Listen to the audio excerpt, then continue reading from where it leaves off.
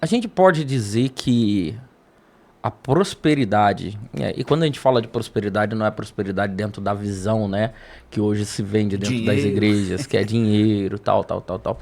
A prosperidade é uma vida plena, né? Exatamente.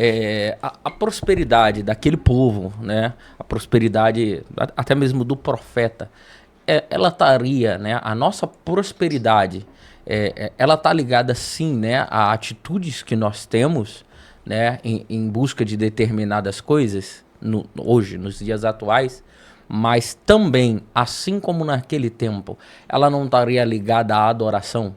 A forma que eu adoro, né, dentro de tudo aquilo que eu faço, eu preciso agir.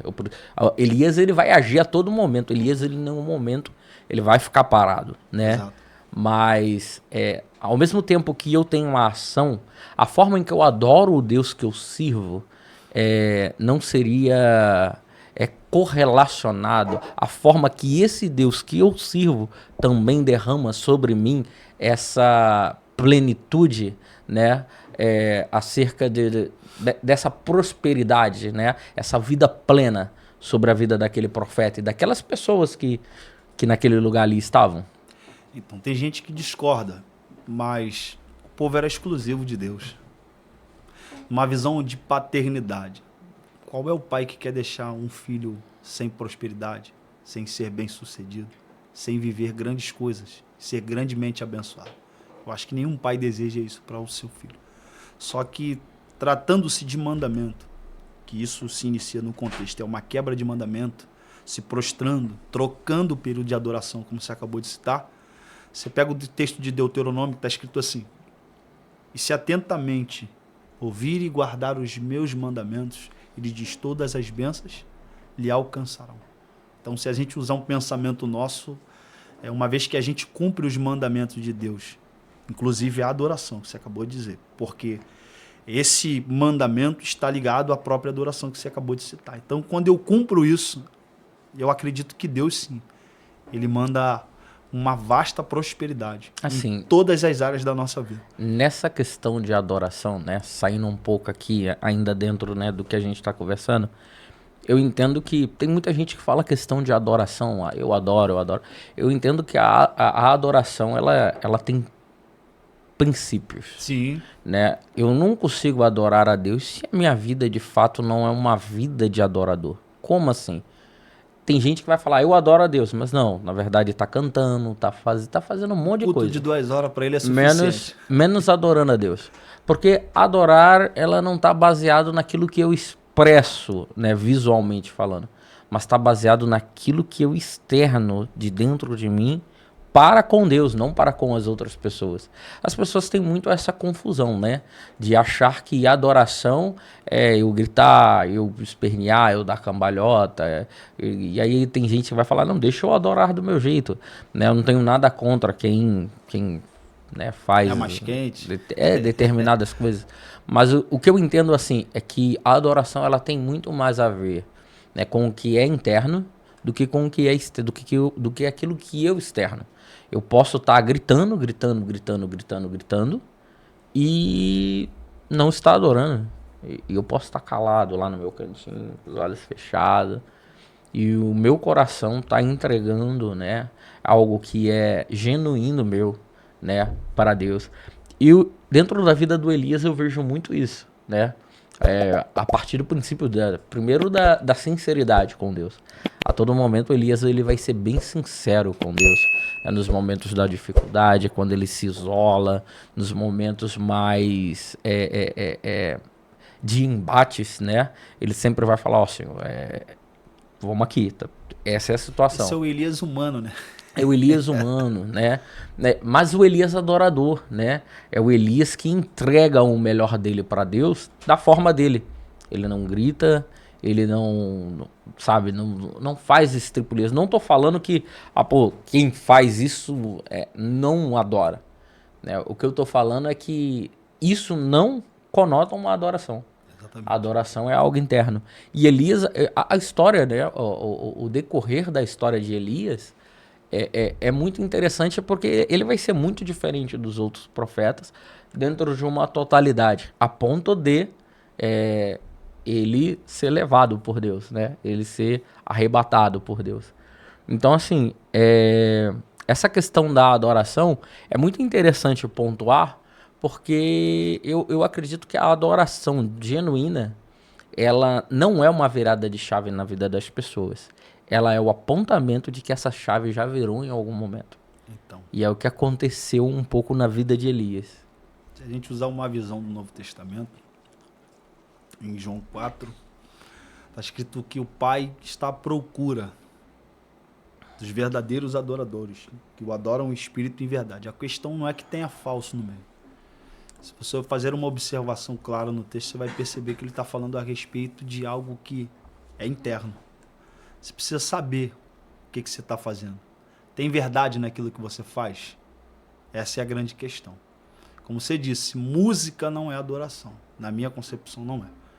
Eu acho que um outro ponto importante que a gente observa nesse verso é que o próprio Cristo diz, né? O texto nos revela ali que a adoração ela não pode acontecer se não houver espiritualidade, né? O adorar em espírito. Isso é o que falta em muita gente. Que a gente pode ser muito bom em conhecer muitas músicas que estão por aí, e algumas são muito bíblicas, são boas, só que o entendimento daquilo que faço é o que falta. Então, quando eu não conheço de fato a soberania de Deus, não tive essa experiência, acredito que eu não consigo prestar o que de fato é uma adoração a Deus. Sim, cara, isso é muito interessante. E eu acho que o público, né, que vai assistir isso, poderia guardar muito um pouco essa questão de adoração em tempos que a gente vive meio conturbado Por que eu canto? acerca dessa informação, né? Entende? Por que eu estendo as mãos? Esse sentido.